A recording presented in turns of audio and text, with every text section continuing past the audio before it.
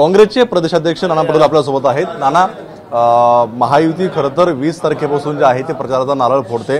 मुख्यमंत्री दोन्ही उपमुख्यमंत्री कोल्हापूरमधून जे आहे ते प्रचार सभांना सुरुवात करणार आहे। महाविकास आघाडीची काय नेमकी स्ट्रॅटेजी आहे? 20 तारखेला भारतरत्न राजीव गांधींची जयंती सद्भावना दिवस म्हणून आम्ही साजरी करतो। त्या दिवशी भव्य कार्यक्रम मुंबई या ठिकाणी आम्ही घेतोय आणि त्या ठिकाणी आमचे राष्ट्रीय अध्यक्ष मल्लिकार्जुन खरगे साहेब आणि आमचे नेते राहुलजी गांधी हे सुद्धा येतात आहेत।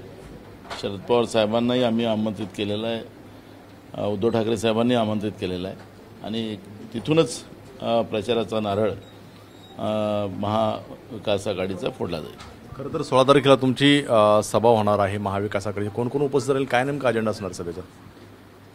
सामूहिक आम्ही त्या ठिकाणी ते मीटिंग करतोय, तिथूनही प्रचाराचा नारळ 16 तारखेला आम्ही फोडतोय आणि त्याच्यामध्ये उद्धव ठाकरेजी असतील, शरद पवारजी असतील, आम्ही असू, अशा पद्धतीची आम्ही सगळे नेते त्या ठिकाणी राहू आणि तिथूनही खऱ्या अर्थानं 16लाही प्रचाराचा नारळ फोडला जाईल। उद्धव ठाकरेंचा दिल्ली दौरा झालेला आहे। कुठेतरी चर्चा आहे की मुख्यमंत्री पदाचा चेहरा जो आहे तो उद्धव ठाकरे असावा, त्यासाठी दिल्लीवारी केल्याची चर्चा आहे।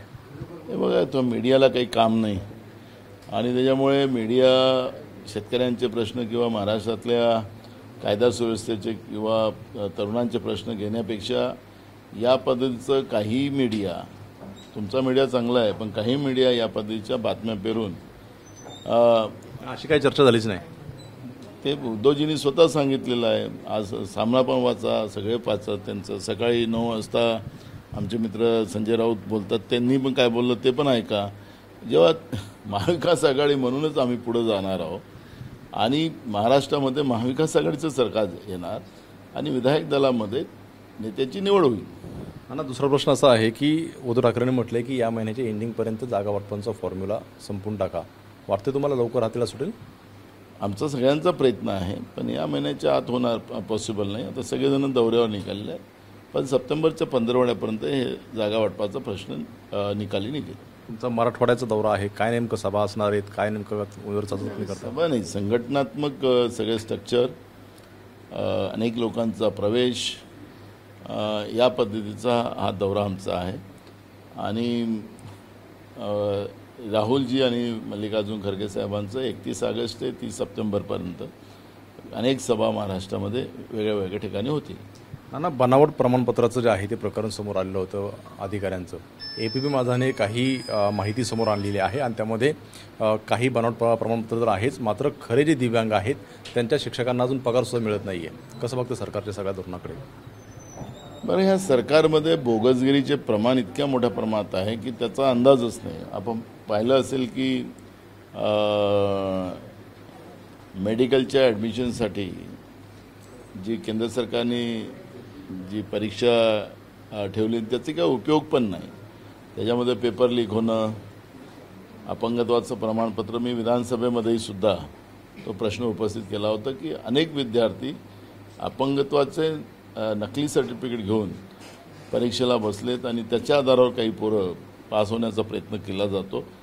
तर नाशिक आणि पुणे ससून हॉस्पिटल हे जे काही आहेत, इथं ज्या पद्धतीनं एक स्कॅम महाराष्ट्रामध्ये जो चालतो आहे तो आपल्याला त्या ठिकाणी पाहायला मिळालेला आहे।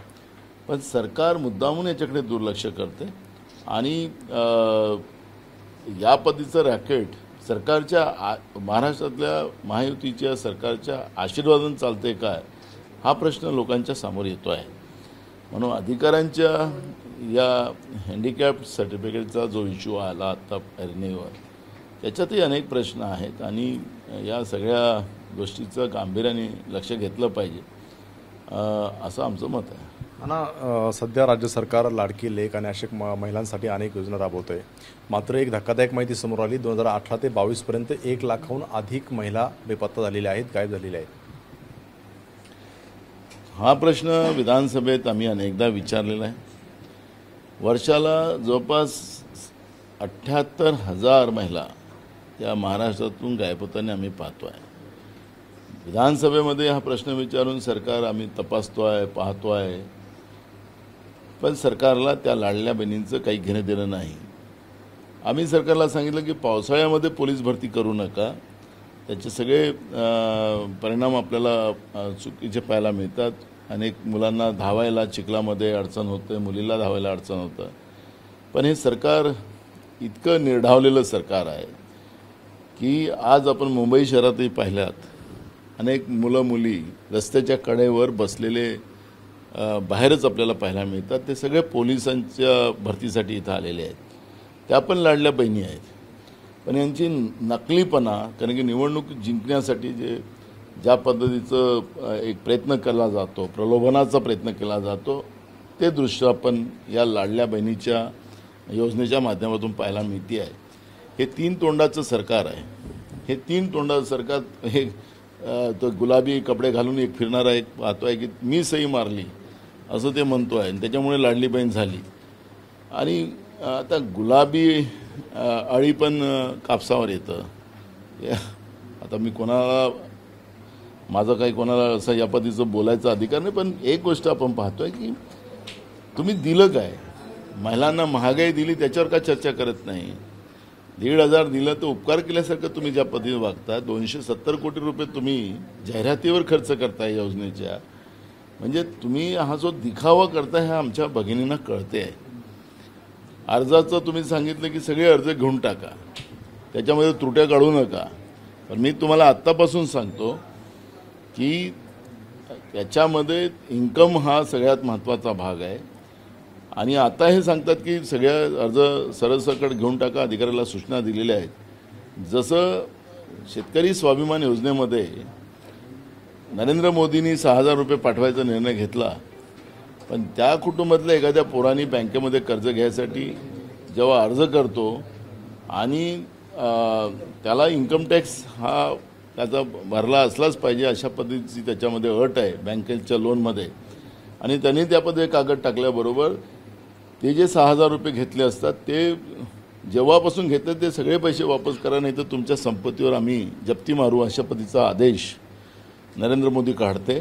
तशासारखं उद्या आमच्या ज्या भगिनींना आता हे पैसे द्यायला निघाले त्यांचं त्या नियमात बसले नाही आणि त्यांना पैसे दिले तर ते पैसे वसूल करतील हे लोक.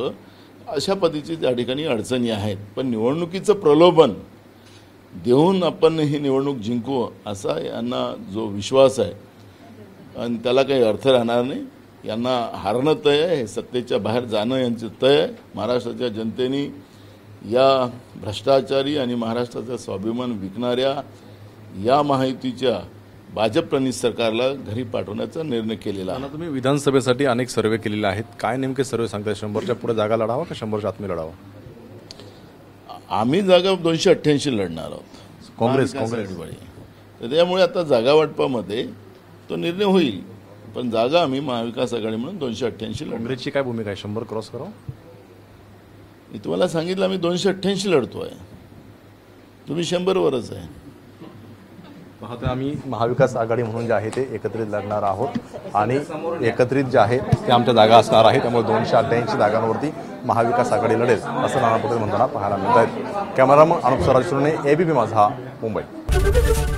एबीपी माझा, उघडा डोळे बघा नीट.